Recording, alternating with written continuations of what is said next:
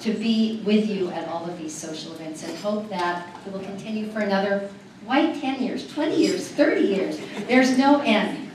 Thank you for all you do for all of us.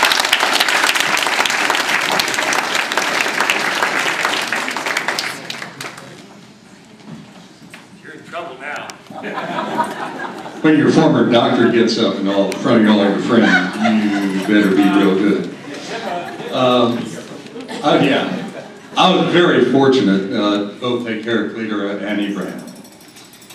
I don't know that the image of Ibrahim in those cowboy boots is ever going to be able to leave my mind, no matter how much I try. But it was great to see that side of you guys that I never got to see before I got to know you. My father told me three things, only one of which I can repeat, when I left for college in this crowd. But I got to believe, and I realized more the more I heard people talk, that you're really a living manifestation of it. My father said, Jim, pick your friends carefully because there's not a damn thing you can do about your relatives. Well, I look at the people that you've made for friends here and the people that have congregated around you, and it really is just a mirror of you.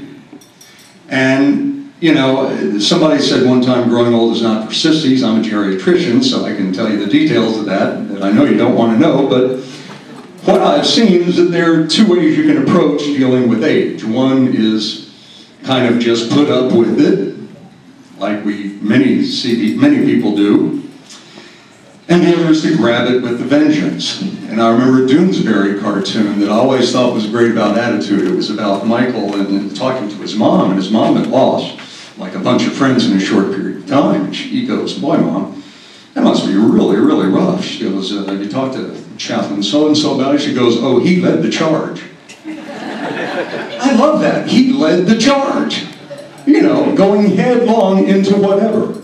And what you see in most people in their lives is you see like a rocket. And then it hits its apogee, and then it starts to kind of fade away. And that apogee, well, you know sometimes that can occur in people's teens. But hopefully not until your 50s, 60s, 70s. I'm still seeing this with Clarita. Now, I haven't seen Clarita in about 5 years since I left the office to do house calls.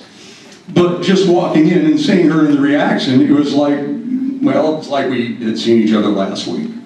But it's amazing. And one of the great things about being a geriatrician is you learn so much from your patients.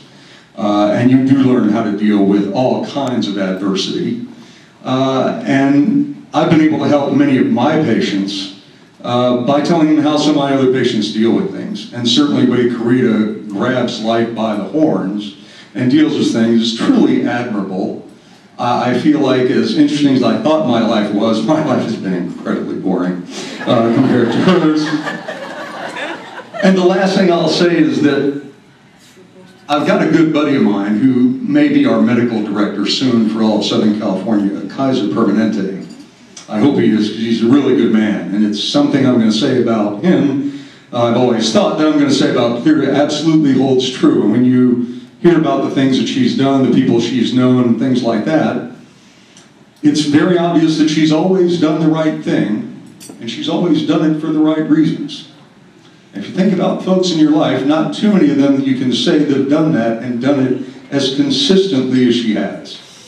So it has been an absolute thrill and an honor. I just walked around with a stupid grin on my face all day the day I got the page inviting me to this fair. So I thank you for that as well and for everything else. And thanks for the lessons.